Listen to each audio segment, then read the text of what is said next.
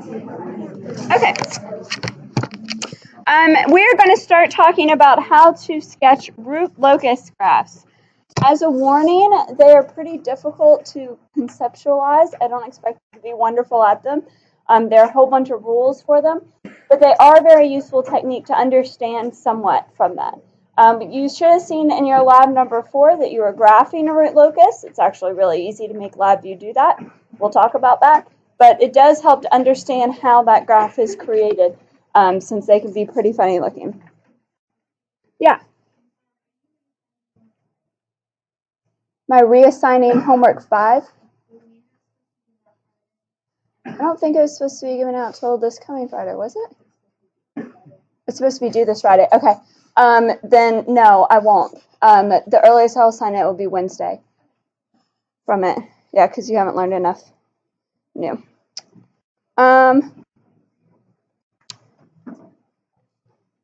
Okay. Oh, also with your tests, I'm not going over them. I will post a key for them. If you have questions on them, please come ask me from the key, but I'm not going over them in class. So, okay. What is a root locus? It's a technique developed in 1948 by W.R. Evans. I claim that he must have been really bored at the end of World War II and sat here and discovered how to make these graphical techniques from it. It is basically looking at pole locations. So for our feedback control systems, the pole locations we know to characterize whether our systems are stable. They also tell us about the transient properties of how it responds in time from it until it reaches a stable value. So if I have a feedback system like this that just has a simple gain or a proportional controller, that I'm going to call K, and K has to be greater than 0, and I'm trying to design this with some already given transfer function L of S, where L of S is my open loop transfer function. So it's the transfer function here that if I wanted to come up with what my whole equivalent transfer function is, I'd have to convert to my equivalent closed loop transfer function from that. The root locus graph is a technique to show us how the poles of this closed loop system, because it's really the equivalent closed loop transfer function that I care about, how those poles would vary as I change K. So as I change a proportional controller, I'm assuming that K is always going to be a positive value, so not negative, but from 0 to infinity from it. Okay. So that's the idea behind it. The practice gets into some pretty interesting looking graphs when I do that. So for example, something really simple to draw with a root locus. If I have this transfer function, L of S, that is put here, again with a proportional controller K, that just adds some gain or multiplication factor by K, then what's my characteristic equation for this? I first have to come up with my equivalent closed loop transfer function for this system.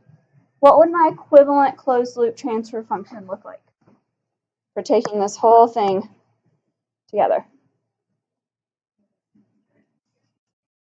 So I had K on top. What will I have on bottom?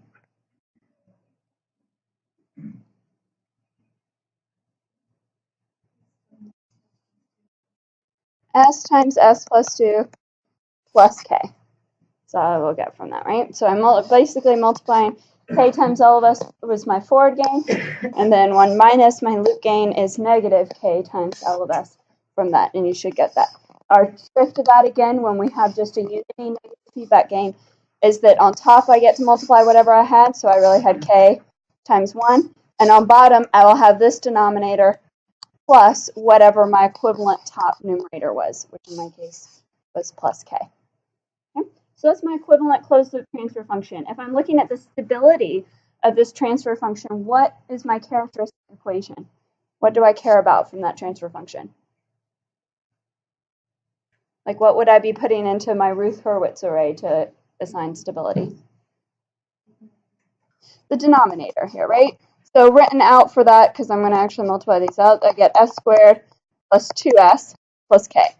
Just basically takes that denominator, and that's what I care about from it. I really care about, again, when that equals 0 will tell me my poles to my system. Okay, so when does that equal 0? I can do my quadratic formula here, right? If I don't remember, I'm going to have negative b. So what's my b here? 2. If I write this as as squared plus bs plus c, and I have negative 2 plus or minus the square root of what? B squared, which will get me 4, minus 4 times what's my a? 1. What's c? K. 4k. All over what? 2 times a, and a was 1, so just over 2.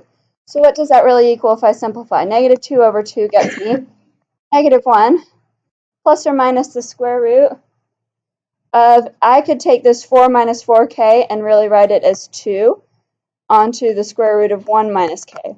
Why can I do that? Because I really have 4 onto 1 minus k, and pulling out a 4 from a square root, the square root of 4 is 2. 2 over 2 gets me 1. So I really have like an implied 1 here, and left with just 1 minus k. Okay, when I simplify that. So where are my roots or my poles to this solution from it? If k were equal to 0, then I plug in a 0 here, and I have poles at negative 1 plus or minus the square root of 1 minus 0. The square root of 1 is just 1, right? So negative 1 plus 1 gets me 0, or I would have a pole at s is 0. Negative 1 minus 1 would get me negative 2. Okay, so if k was 0, I would have my poles at s equals 0 and s equals negative 2, which is where my poles were originally in my open loop transfer function. So remember, that was from L of s. The poles of this are where? I have 1 at s is 0, and I have 1 at s equals negative 2. So if k is just 0, it basically means those poles didn't change, in my case here. Okay. What if k were equal to 1? Then I plug in 1 into this equation, and I have negative 1 plus or minus the square root of 1 minus 1. That gets me a 0 under the radical, so I just have negative 1. But I need 2 poles of that because I had a second order equation on my denominator. So I really have poles at s equals negative 1 repeated. So that twice. If k is greater than 1, what will happen? If I plug in a number greater than 1 for k here, then I'm going to get some negative number under my radical, which means I'm going to have a complex number, where the real part is going to be negative 1 plus some amount of complex number part. Okay?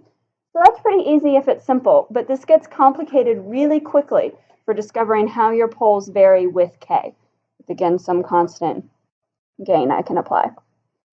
So let's look at another example. If I have this one, it's only slightly more complicated than the last one we looked at, but it makes it a lot harder to analyze. What is my equivalent closed loop transfer function, which I'm calling CLTF, for this system? What will I get on top on my numerator?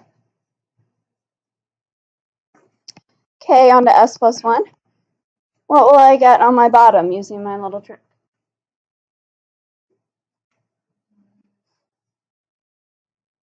Yeah, my denominator plus whatever I just wrote on the numerator. So s onto s plus 2 onto s plus 3 plus k onto s plus 1.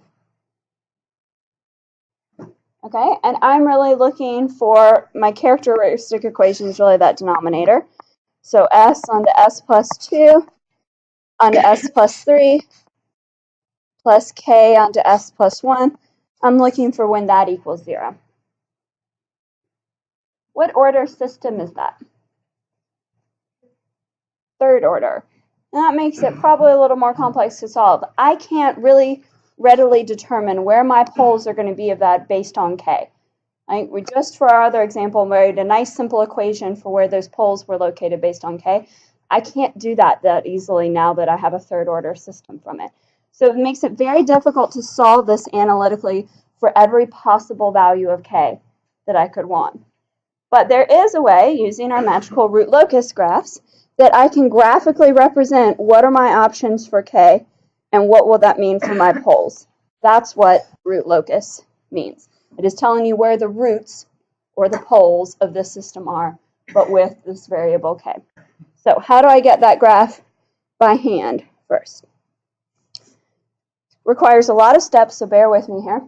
Our first step, or what we're going to call step 0 here, is to know that our root locus has to be symmetric with respect to our real axis, and that our number of branches is going to equal the order of our open loop transfer function system. So remember, this was our, before we converted it to an equivalent closed loop form, this was our open loop transfer function, L of S. Okay. With that idea, I draw my root locus graph starting always with a real and imaginary axis. So here's my real axis, here's my imaginary axis, and the first thing I do is I mark my poles of my equivalent of my open loop transfer function of L, right, with an X. Where do I have poles in this transfer function? When S is equal to what? 0 is 1. Where else do I have one? -2 and -3, right? So when that denominator equals 0, those are my only 3 options. Again, it's third order. I do expect 3 values from it. So I mark an X at 0. I'm going to mark an X at -2 and mark an X at -3. Right now, this just looks like I'm graphing my poles, and we've done that before. That's fine. The next step I do is I mark my zeros as well. I mark them with a 0 or an O. So where do I have a 0 for this transfer function? A -1. Okay, I don't put an X there. It's a 0. It's very different than a pole, but I do mark it on my root locus graph. That's my first step. Okay, my next step, if I can get this to want to scroll, is that my root locus graph is going to include all points on my real axis that are to the left of an odd number of real poles and zeros, but they are not to the left of an even number. And I know that sounds funky right now, but we'll look at that. So let's go back to that graph I just drew. Right now I only have points on that graph. I'm going to now start drawing where my actual root locus lines or graphical part of this will be. So I started at 0, and then I have something at -1. When I'm doing this, I don't care what's poles or zeros. I'm just counting in order. And I'm counting in order from 0 moving to the left. So this is really like my first one. This is my second one. This is my third. And this is my fourth. So I will have a line for my root locus graph, or a branch of this root locus graph, anywhere to the left of an odd number that I've named, but not to the left of an even. So 1 is odd, right? So to the left of 1, I'm going to draw that my line has to go like that till I get to 2. 2 is even. So should I have a line between 2 and 3? No, it's not to the left of an even one. But 3 is odd. So I go to the left of that until I get to 4. So right now I have this weird disjointed graph. Root locus graphs are not always connected and things. They can have a ton of branches that are in different places. That's why they look kind of funny. But this is my first step for doing that. So to the left of only my odd ones, but I stop when I get to an even one. And just in order of what I hit. I don't care about what's a 0 or what's a pole there. Okay? My original thing tells me that my root locus is going to originate at the poles of L and terminate at the zeros of L, including infinity zeros. That doesn't mean much for us right now, but it does mean in my graph here, where I can see easily where my pole and 0 was. Here was a pole, here was a 0, means I start at my pole and I have to end at my 0. I know there's also a branch here, but because both of these were zeros, I have no idea which way my arrows are going. They've got to do something funky in between there, and we're going to see what funky thing they do in a minute. Okay? But right now I can tell that I have to go from pole to 0 here, so that one I can give an arrow to and give it a direction. Okay. Step number 2 is to look at asymptotes of a root locus graph. The number of asymptotes I will have is equal to my relative degree of L, where again L was my original open loop transfer function. So my relative degree is really comparing degrees between my number of poles and my number of zeros. So R, or your relative degree, is equal to N, where N is your number of poles, right, or the number of zeros or the order of my denominator system, and M is my number of zeros, or the order of my numerator. So number of poles minus number of zeros gives me a relative order for this system. Okay. So that will tell me how many asymptotes I have. The angles of these asymptotes can be really weird things. So bear with me here. The easiest way for most of the ones we're going to start with is that these angles are going to be pi over r, where that r is, again, our relative degree for our system. They can vary for that based on 2k plus 1, where k is going to start at 0, and then 1, 2, and 3 from that. So if r is just equal to 1, which means the relative degree of my system is 1, that could mean I have 1 0 and no pole, 1 pole and no zeros, or that could mean I have 2 poles and 1 0, so it gets me a relative degree. Then my angle here, I'm going to have pi over 1, k is going to be 0 times that, and I'm just going to have an angle of pi, which an angle of pi, if I start from my real axis here, just goes over like it was 180 degrees, right? 2 pi goes around a whole circle, or 360 pi is that. So it means my asymptote will really be parallel to my x-axis, or my real axis, if I have a relative degree of 1. If I have a relative degree of 2, then I'm going to have pi over 2 times that from it, and I will have something that looks like an angle of pi over 2 from it, and that will be my asymptote. So the asymptote is what my root locus graph is going to approach. I draw it with dashed lines because it's not going to be that my root locus is actually on that asymptote most of the time. It's just approaching that. Right? That's what an asymptote means, is to approach it as values go to infinity. At 3, I'm now getting an angle of pi over 3. So pretend I can divide 360 degrees into nice even thirds.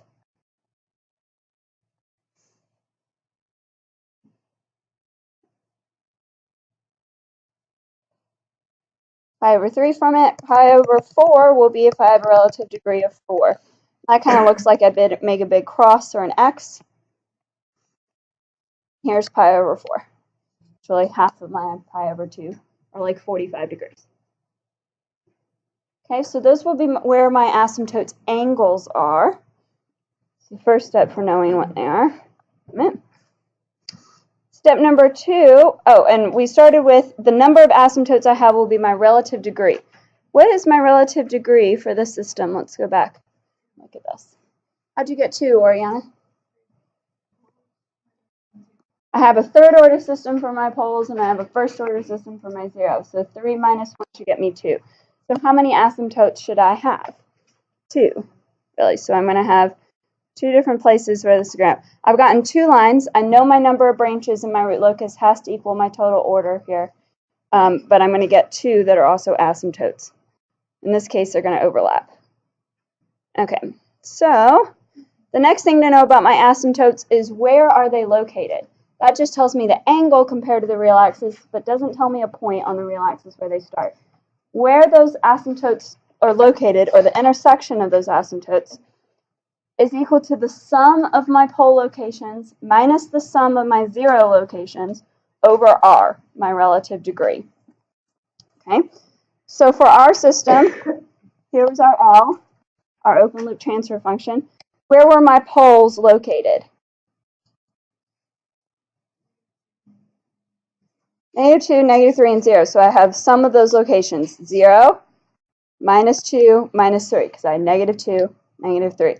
And then I subtract, right, minus the sum of my 0 locations. Where's my 0 located? -1. Do not forget the sign on that. If you don't get the sign right, then you're going to mess this part up. Okay, over r, what did we just say r was? 2. So what does that get me? I have -2 minus 3. That really looks like -5 plus 1 from that.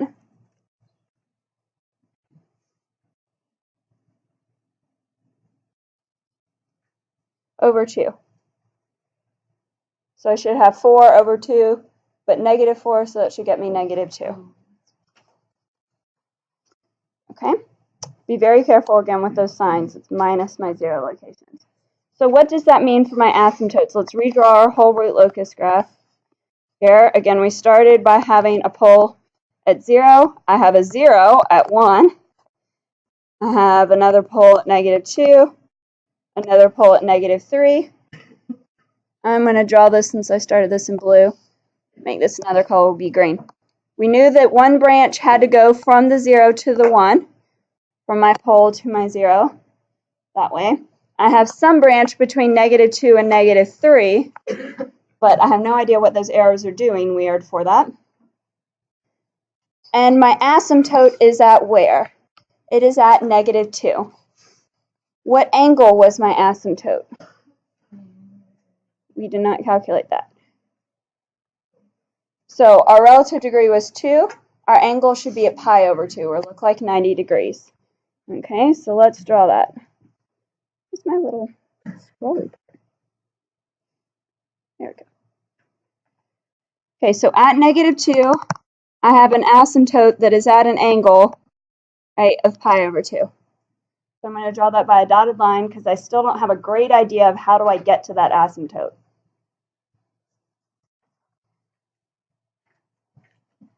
Okay. Step number 3 for this root locus is to calculate where my breakaway points are. Breakaway points are where 2 or more branches are going to change directions from it. Yes? So for right now, for that, assume k is 0. Yeah. Our breakaway points are among our roots of the derivative of our open loop transfer function. So L of s again was our open loop transfer function. When the derivative of that is equal to 0, that's where I'm going to have a breakaway point. So here is my transfer function. What's the derivative of that transfer function? That may not be a thing we know very easily, but we learned a rule last week that could help us do that. That was called our quotient rule.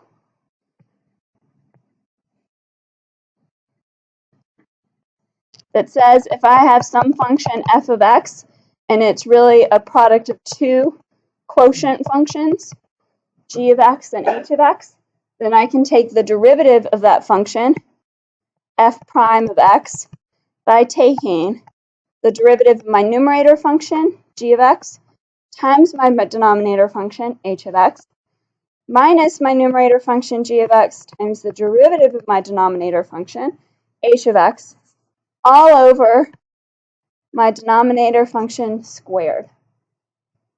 Okay. I would give you that equation on a test, but I do expect you to use it.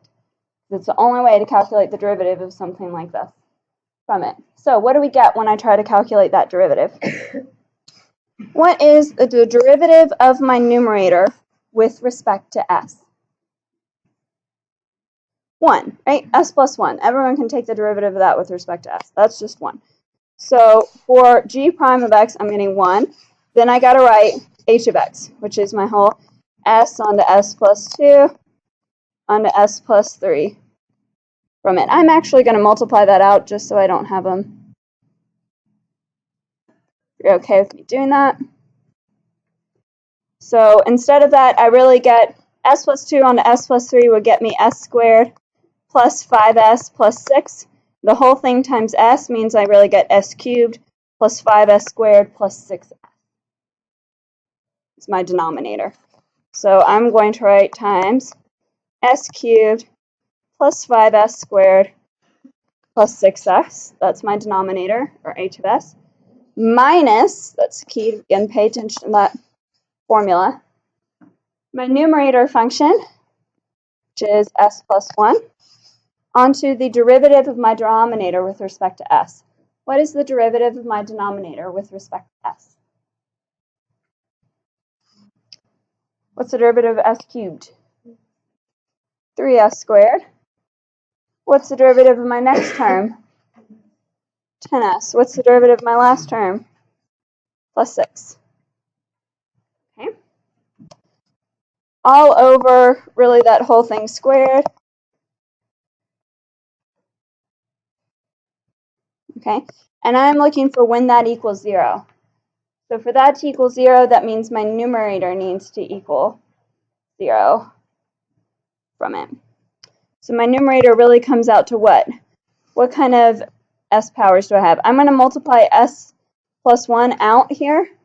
So I really have minus, big fat parentheses. S multiplied by each of these just increases my power of s for each term. So I have 3s cubed plus 10s squared plus 6s, and then I have plus 1. So just plus whatever this exactly is. 3s squared plus 10s plus 6. Okay. Combining that, what s cubed terms do I have? I just wrote this on top in place of this part. I have 1s cubed. What other s cubes do I have? Minus 3s cubed. So what does that get me? Negative 2s cubed. And then what s squareds do I have? I have plus 5s squared minus, don't forget that minus has to carry all the way through here, minus 10s squared minus 3s squared. What does that get me? Good. Negative 8s squared. What s terms do I have?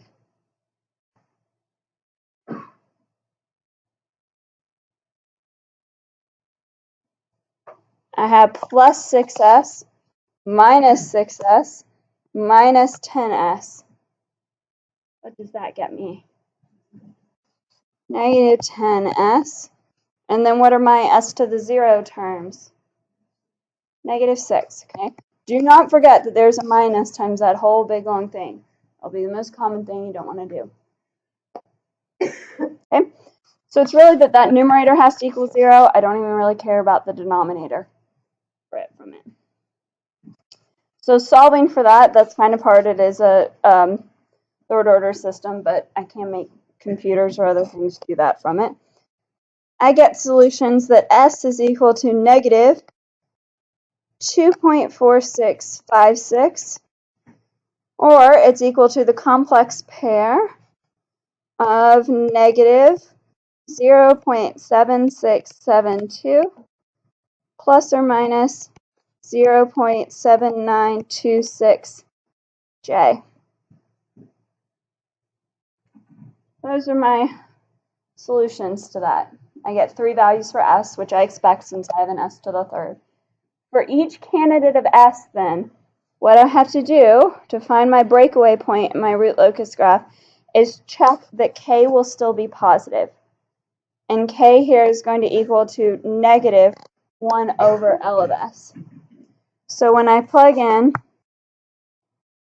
negative 1 over L, I'm going to look at this value of s first. So L, when I plug in for s, negative 2.56 in place of s.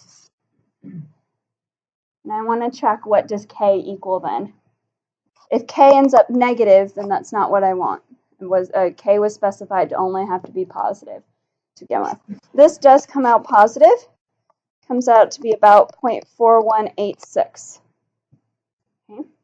What this means is if it does come out positive, I get a breakaway point at s equals negative 2.4656. That breakaway point occurs when k was equal to 0.4186. What is a breakaway point? A breakaway point is when 2 or more branches meet and break away in different directions. So what does that mean for me here in my crazy root locus graph? Come on, scroll.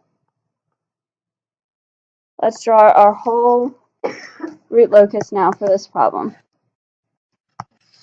So again, I start with my real, my imaginary axis. I draw my poles and zeros. I had a pole at 0. I had a 0 at negative 1. I had a pole at negative 2. I had a pole at negative 3. Keep changing my colors here so that I can tell what's graph lines and what's not. But I knew one branch of my root locus went from my 0 to negative 1. So that went from a pole to a 0 in that direction. I knew I had something going on here in between -2 and -3. And at my special -2, I have an asymptote. And we calculated that that asymptote was at 90 degrees. And I now have a breakaway point at where? At -2.46. Means somewhere here is where a branch comes in and will change direction, and another branch comes in and changes direction from it. What this means is that if I come in and change direction and I have to go up to this asymptote, that's the only way to do it. So I'll go like that up. Because I'm symmetric on my x-axis, I will also do this down. That's what happens at my breakaway point. Root locus graphs look really, really weird. Okay? They can have multiple branches starting and ending in random places. They normally have asymptotes going up to infinity for it. But what this means is that I can have values for S, or poles of locations from it, that exist between -2 and -3, and that exist in this complex domain, so moving up in J values from it. And those values will exist or be created with different values for K. So when I change K, that's why my poles would change between there from that. Okay, really weird thing. Luckily, I don't always have to draw them by hand. I will only make you draw pretty simple ones by hand, but we'll practice this a lot more this week. LabVIEW is good at drawing them for us very quickly and without as much pain. So in LabVIEW this week, for lab, you should have been graphing your root locus. To get the root locus command in LabVIEW, it's under Control Design Dynamic Characteristics. Root locus makes this little icon here. What it wants as an input is the transfer function. So in this case, I just gave it the transfer function we've been looking at. This really comes if my numerator is 1 and 1. Means my numerator is s plus 1. My denominator is 1 onto s something plus 5s something plus 6s something plus 0. That's 0, s to the 0. That has to be s to the 1, s to the 2, s to the 3. Voila, that was our transfer function that we had. That was our open loop transfer function. I feed it in to my plant and my root locus, and this is the graph I get. Does it look like what we just drew by hand? Sort of. I have a 0 here. I have a line for my root locus that goes, I have a pole here, a line that goes to it to my 0, and then it stops as one branch. I get a line here that does this and then goes up. I get a line here that goes this and then goes down. This here was my breakaway point where my branches met and split in opposite directions from it. My asymptote here was at -2 from it, and that's what I get from my root locus. Again, anywhere along these paths I could have values for my poles, but they would change based on what values of K I get. This is telling me what's possible for them. Let's go back to our first really easy example and look at its root locus. So this is when I only had L of S was equal to 1 over S on S plus 2. Okay, how do I graph its root locus? I was able to easily come up with an equation for it with K, but we'll see what that means from here. My asymptotes, I determine the number of asymptotes I have based on my relative degree. I have a relative degree of 2 here. Why? Because I have 2 poles, how many zeros? None. So 2 minus 0 gets me 2. Where is the intersection point for that asymptote? Remember my formula for doing that is the sum of my pole locations minus the sum of my 0 locations over my relative degree R. So, where are my poles located here? 0 and -2. So I have 0 minus 2 when I sum up their locations. Minus, where are my zeros? Nowhere, because they don't exist. So it's like subtracting 0 if you want to write that. Over R, my relative degree was 2.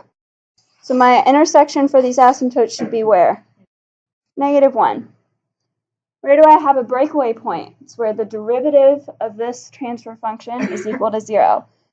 the derivative of this, again based on our g prime of x, h of x minus g of x, h prime of x over h of x squared, where you started with g of x over h of x.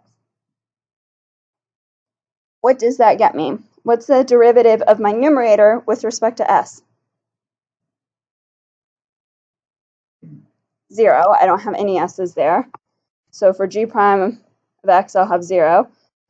Minus 1 is my numerator, times what's the derivative of my denominator with respect to s? Yeah, because that's really s squared plus 2s. So the derivative of that is 2s plus 2. All over whatever that whole thing squared. I actually don't care about it. I'm trying to see when this equals 0, so I only care about the numerator. When does that equal 0?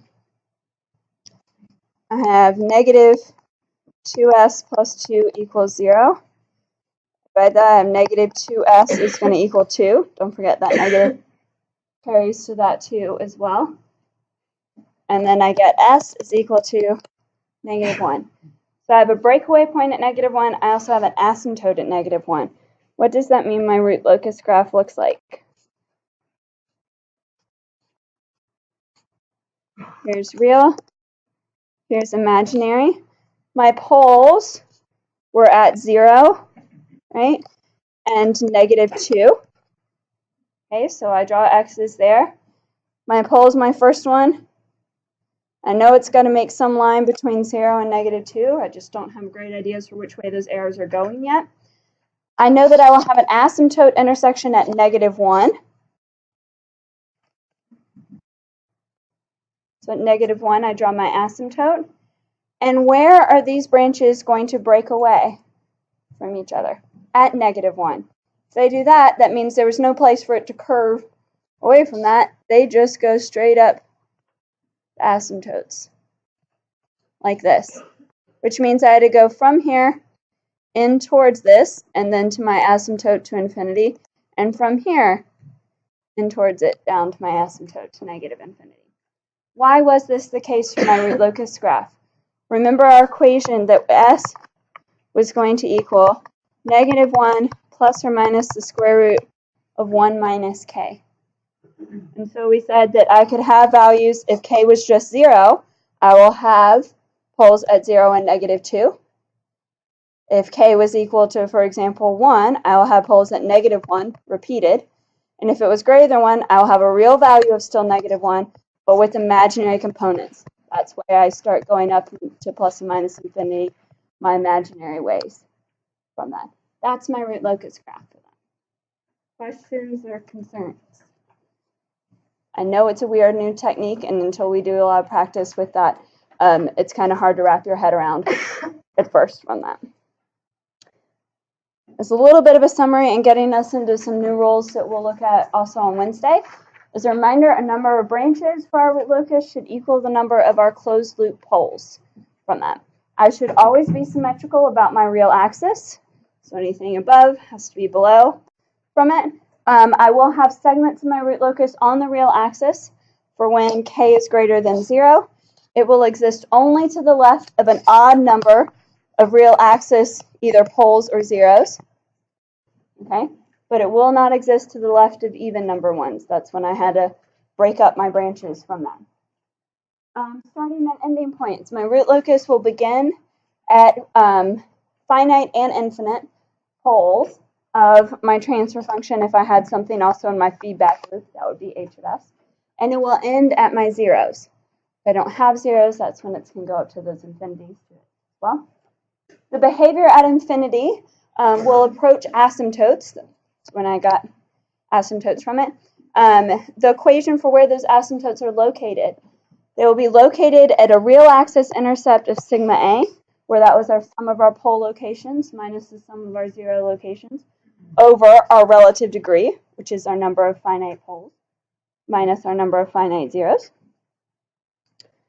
And the angle at which that asymptote will occur, because it can have different wonky angles for that, is equal to 2k plus 1, again for right now we're going to assume k is 0, times pi over our relative degree from it. And that is an angle in radians, hence the pi from it.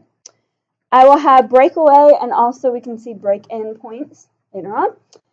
They will exist when branches of our root locus are moving away from each other. They will form an angle with the real axis of 180 degrees over n, where n is our number of closed loop poles. So I saw mine forming a 90-degree angle at that breakaway point there, because of my closed loop poles from it that were arriving in. I really had 2 coming in from that. I had from -2 to -3. That made 180 over 2 is 90 from that. What's really going to be more interesting, but I didn't see in either of these because they're very simple, is where my root locus crosses my imaginary axis. Did I have my root locus cross my imaginary axis in either of these examples? Did it cross the imaginary axis here? No. Did it cross the imaginary axis here? No. But I can get that. And if I do, where it crosses the imaginary axis will tell me where my limits of stability are. Why is that? Because it's a graph of the pole locations. The second my poles go over to this side, they're no longer stable. Or on my imaginary axis, they're marginally stable. So as long as they're all over here, basically what this told me is no matter what the heck k is, my system's stable. It'll change my pole locations, but it'll maintain stability. That isn't the case for everything. And we'll see on Wednesday examples, when they do cross that imaginary axis, that's then my interesting points for determining the limits on stability. Okay.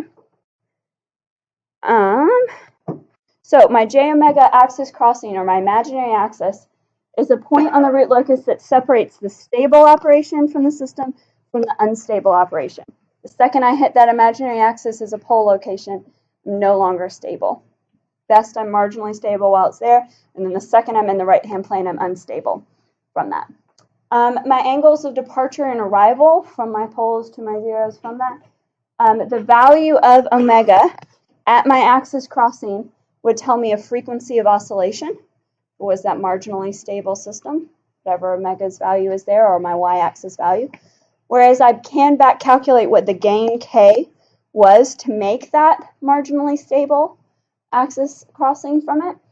Those would give me the limits of k for maximum or minimum gain, or the maximum and minimum values for k, that would keep my system stable.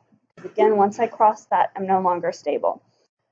The other thing about our root locus that we will see later is that there is an equations, or several equations, for determining what points on our root locus satisfy this criterion called an angle criterion. So it can be used to solve for the gain k at any point on our root locus. Right now, those graphs look kind of arbitrary if we know their pole locations could be somewhere, but I don't really know what k means for those pole locations unless I go back and plug them in for that. There are equations to do that, even though they're a little bit of work. Okay, questions or concerns about our root locus graphs so far? Okay, we'll stop there for today. We will continue that Wednesday. You will not have a homework of 5 assigned until Wednesday from that. Don't forget to turn in your Lab 3 reports, please, by midnight tonight or tomorrow, and come to Lab to finish Lab 4 if you need to. If you have not picked up your task, please do so.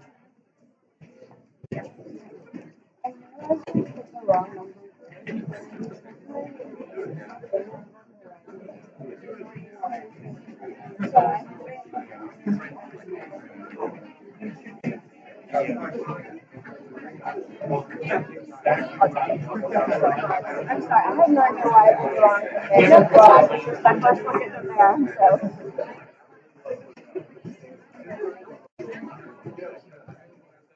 I was wondering if Lab 3 I'm not sure if it has why.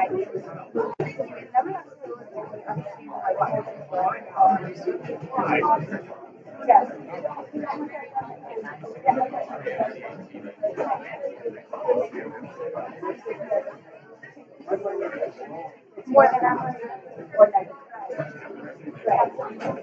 But I'm sure that it's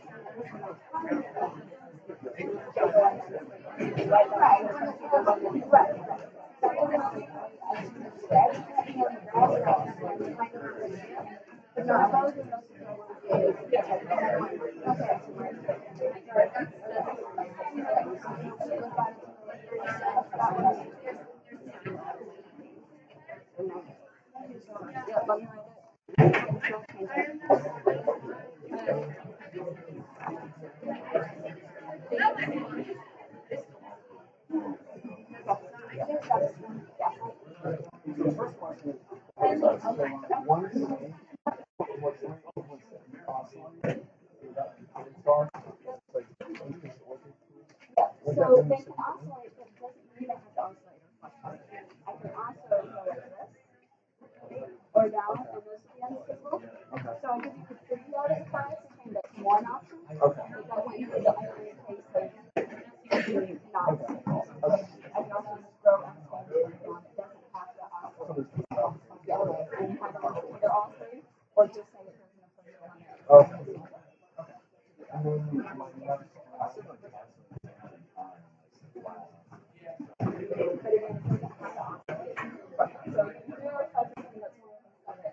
But if you're doing that from the kitchen testing one that doesn't oscillate, and then asking those if it's stable or not.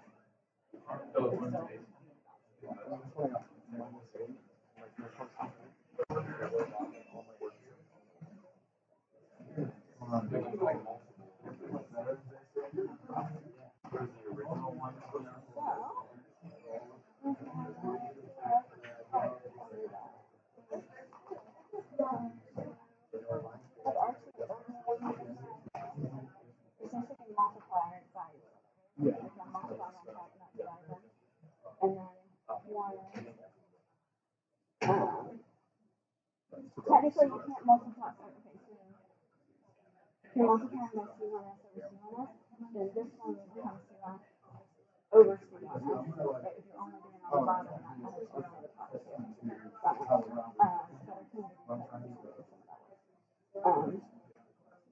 And that one so it doesn't really help you that's Well, I think I wrote it down there. It might have both sides. is what every time. Okay, so if you didn't see the whole ZF is that in parallel. Then you are to under 1 over 6 over R2 plus 1 over 6. That whole thing. And then after that over R1 plus 1 over C1. And figure out how to simplify it. But I told you to one more.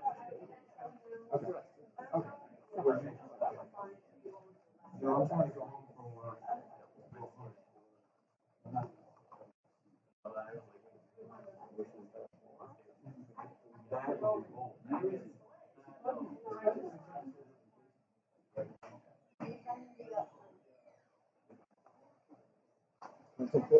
Thank you very much.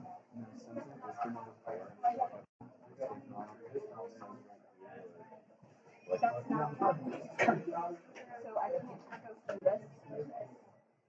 Why not? Because I can take R1 over 1s and say I can multiply it by 1s over C1s. But that would get me R1 C1s over C1s plus.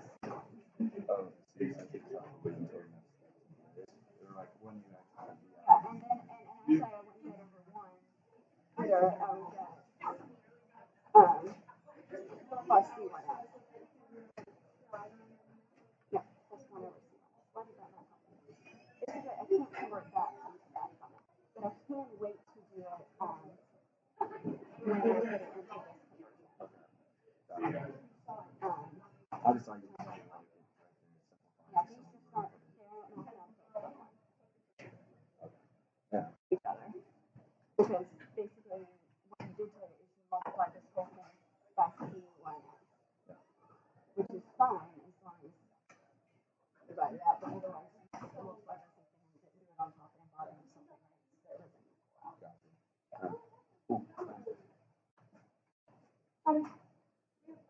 Those are the last. Okay. So